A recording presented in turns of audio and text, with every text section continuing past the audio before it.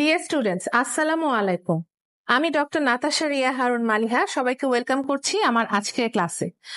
আজকের ক্লাসে basic gynaecology and obstetrics এর একটা টপিক জিডিএম, জেস্টিশনাল ডায়াবেটিস মেলিটাস, এটা সম্পর্কে আমরা একটু সংক্ষেপে আলোচনা করব। জিডিএম অথবা জেস্টিশনাল ডায়াবেটিস মেলাইটাস এমন একটা জিনিস যেটা গর্ভাবস্থায় যদি কোনো মায়ের আগে ডায়াবেটিস না থেকে থাকে, but that appears during pregnancy আর ডিসঅ্যাপিয়ার আফটার ডেলিভারি, অর্থাৎ প্রেগনেন্সিতে গর্ভাবস্থায় যদি কোনো মায়ের ডায়াবেটিস ধরা পড়ে এবং বাচ্চা ডেলিভারির পর যদি ডায়াবেটিস চলে যায়, তাহলে আমরা এই কন্ডিশনটাকে জিডিএম বলে থাকি, জেস্টিশনাল ডায়াবেটিস মেলাইটাস। জিডিএম এর প্রেগনেন্সিতে মা যখন গর্ভাবস্থায় থাকে, নর্মাল ডায়াবেটিস মেলাইটিসের আমরা যেভাবে ম্যানেজমেন্ট করি, জিডিএম এর ম্যানেজমেন্টটা একটু ডিফারেন্ট হয়, যেহেতু মায়ের সাথে বাচ্চা জড়িত থাকে, সহকারে সেটার আমাদের ট্রিটমেন্ট করতে হবে। জিডিএম এর ম্যানেজমেন্ট যখন আমরা করব, তখন ফার্স্টে আমাদের খেয়াল করতে হবে careful antenatal supervision. What is antenatal supervision?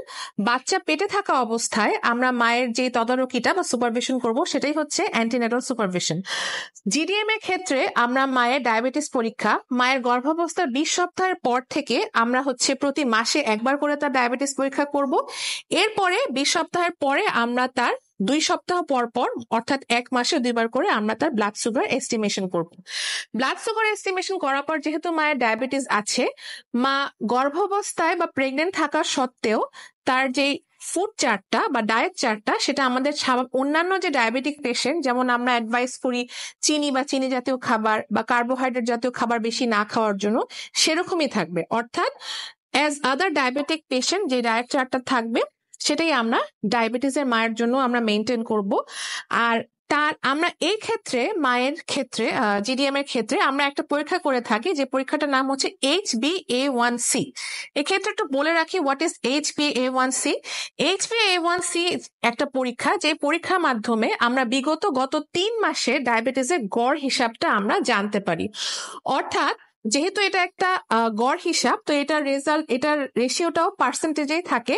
সাধারণত 5 থেকে 6%, 5 থেকে 6% HbA1c যদি কোনো মায়ের থাকে, তাহলে we can consider that as normal, অর্থাৎ তার সুগার কন্ট্রোলে আছে।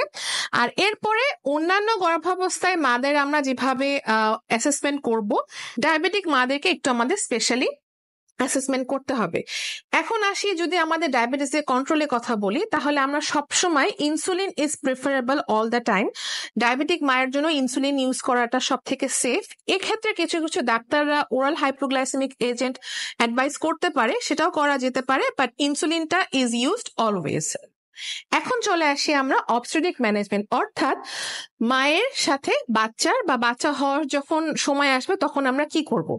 যদি মায়ের ডায়াবেটিস কন্ট্রোলে থাকে, if she has a good glycemic control, তাহলে আমাদের কোনো কিছু করার দরকার নেই। আমরা স্পন্টেনিয়াস ডেলিভারির জন্য ওয়েট করে নর্মাল লেবারের মাধ্যমে বা নর্মাল ডেলিভারির মাধ্যমে এই বাচ্চা প্রসব করা সম্ভব।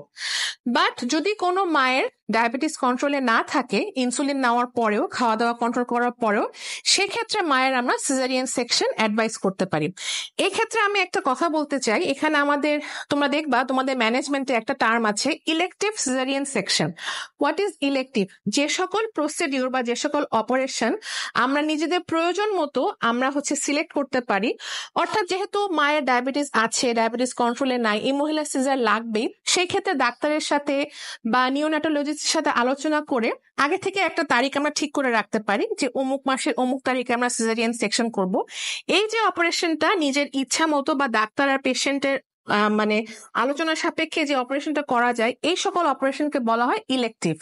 তো যেহেতু ডায়াবেটিক মায়ের সিজারিয়ান সেকশন করা হবে, বা সে আগে থেকেই জানে তার সিজারিয়ান সেকশনের প্রয়োজন আছে, তো তার জন্য যে সিজারিয়ান সেকশনটা আমরা করব, সেটার নাম হবে ইলেকটিভ সিজারিয়ান সেকশন। আর এরপরে শুধু অপারেশন করলেই হবে না, after completing the caesarean section মাকে ফলো আপে রাখতে হবে, যাতে মায়ের ফার্দার ডায়াবেটিস মেলাইটাস ডেভেলপ করে কিনা দেখার জন্য। তো এটা একটা খুবই কমন টপিক। আমাদের মোটামুটি যারা গর্ভবতী পরিচিত থাকে বা আমরা যদি পেশেন্ট পাই, তাদের এটা অবশ্যই আমাদের খেয়াল করতে হবে যে সেই মায়ের ডায়াবেটিস আছে কিনা। যদি ডায়াবেটিস থাকে, তাহলে আমরা সেইভাবে সেটা ট্রিটমেন্ট করব। আশা করি আমার ক্লাস থেকে তোমরা কিছু শিখতে পেরেছো। যদি কোনো কোয়েশ্চেন থাকে, আমাকে কমেন্ট সেকশনে জানাতে পারো। ধন্যবাদ।